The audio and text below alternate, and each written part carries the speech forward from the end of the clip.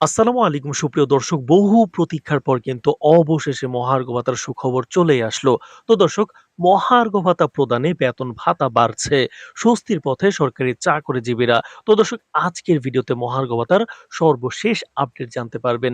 তো দর্শক, ভিডিওটি শুরু করার আগে আপনার কাছে ছোট্ট একটি রিকোয়েস্ট, অবশ্যই আমাদের চ্যানেলটি সাবস্ক্রাইব করে রাখুন, কারণ আমরা মহার্ঘ ভাতার গ্যাজেট প্রজ্ঞাপন সহ মহার্ঘ ভাতার সর্বশেষ আপডেট সবার আগে আপনাদের জানিয়ে থাকবো।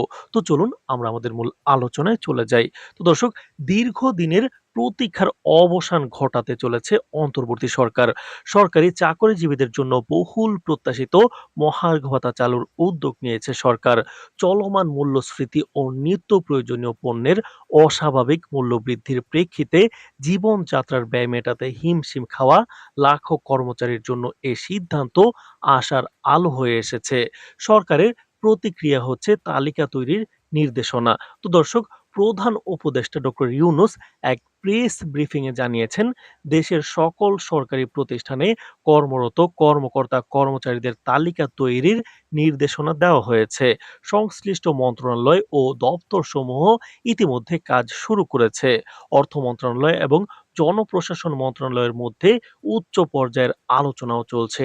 একজন মন্ত্রণালয় কর্মকর্তা জানান, এটি শুধু ভাতা প্রদানের বিষয় নয়, এটি একটি নীতিগত দিক নির্দেশনা যা দেশের অর্থনৈতিক ভারসাম্যের সঙ্গে গভীরভাবে সম্পর্কযুক্ত। চাকরিজীবীদের দীর্ঘশ্বাসে স্বস্তির ছোঁয়া। বর্তমানে দেশে প্রায় 14 লাখ সরকারি চাকরিজীবী এবং এমপিওভুক্ত শিক্ষক সহ 22 লাখেরও বেশি কর্মচারী রয়েছেন, যারা বিগত দশকে বারবার মহার্ঘ ভাতার দাবি জানিয়ে আসছেন। তবে বাস্তবে কোনো উদ্যোগ দেখা যায়নি। ২০১৫ সালে সর্বশেষ পে স্কেল কার্যকর হওয়ার পর বছর প্রতি ৫% ইনক্রিমেন্টেই তাদের ভরসা হয়েছিল, কিন্তু বাজারে পণ্যের দাম বেড়েছে গড়ে ১০ থেকে ১২% হারে। একজন তৃতীয় শ্রেণীর সরকারি কর্মচারী জানালেন যে, বর্তমান বেতন দিয়ে মাসের খরচ তো দূরে থাক, ঋণের কিস্তি ঠিকমতো শোধ করতে পারি না। তো অর্থ মন্ত্রণালয়ের বাজেটের প্রস্তুতিতে কিন্তু মহার্ঘ ভাতা অন্তর্ভুক্ত হচ্ছে। তো দর্শক, ভিডিওটির এই পর্যায়ে এসে যারা এখন পর্যন্ত আমাদের চ্যানেলটি সাবস্ক্রাইব করেননি, অবশ্যই চ্যানেলটি সাবস্ক্রাইব করে রাখুন।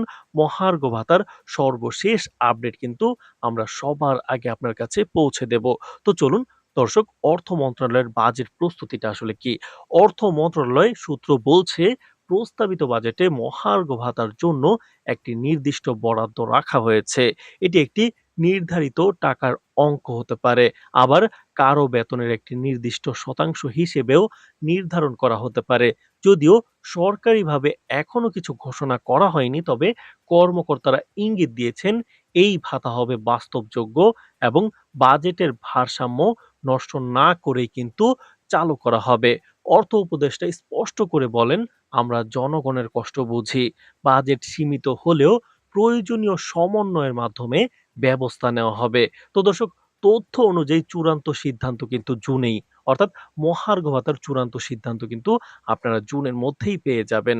তো দর্শক, ভিডিওটির এই পর্যায়ে এসে যারা এখন পর্যন্ত আমাদের চ্যানেলটি সাবস্ক্রাইব করেননি, অবশ্যই চ্যানেলটি সাবস্ক্রাইব করে দিন। মহার্ঘ ভাতা সহ সরকারি বেসরকারি সকল চাকরি সংক্রান্ত সকল তথ্য কিন্তু সবার আগে আমরা জানিয়ে থাকছি। তো চলুন আমরা পরবর্তী আলোচনায় চলে যাই। তো দর্শক, প্রধান উপদেষ্টার ভাষ্যমতে জুন ২০২৫ এর মধ্যেই মহার্ঘ ভাতা চালু সংক্রান্ত সিদ্ধান্ত চূড়ান্ত হবে। এর আগে জনপ্রশাসন মন্ত্রণালয়ের সিনিয়র সচিব মোখলেছুর রহমান জানান, ৩০ জুনের মধ্যেই মহার্ঘ ভাতা ঘোষণা করা হবে। পেনশনাররাও এর আওতায় থাকবেন। ইনক্রিমেন্টের সময় এই ভাতা বেসিকের সঙ্গে কিন্তু বেতনের সঙ্গে যুক্ত হবে।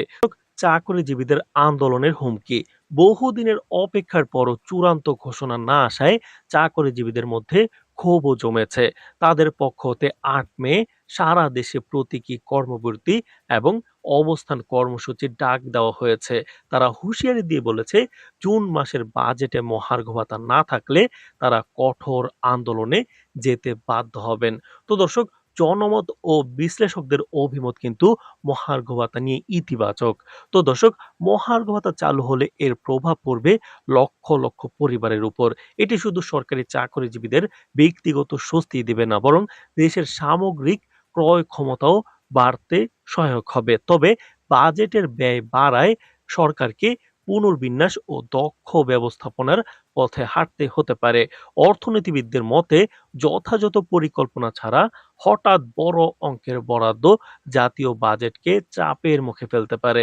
তবে এটি একটি অত্যাবশ্যকীয় পদক্ষেপ, অর্থাৎ মহার্ঘ ভাতার কথা বলা হচ্ছে। তো দর্শক, এখন পর্যন্ত যারা ভিডিওটির এই পর্যায়ে এসে এখন পর্যন্ত যারা আমাদের চ্যানেলটি সাবস্ক্রাইব করেননি, মহার্ঘ ভাতার সর্বশেষ আপডেট পেতে কিন্তু সবার আগে আমাদের চ্যানেলটি সাবস্ক্রাইব করে রাখুন।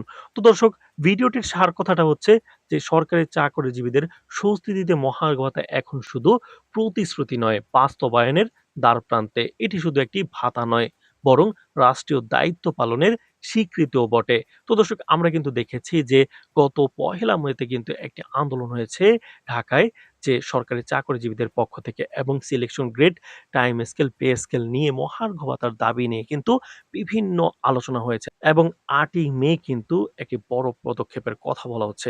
শোনা যাচ্ছে যে এই আন্দোলনের পরে কিন্তু সজাগ হয়েছে সরকার।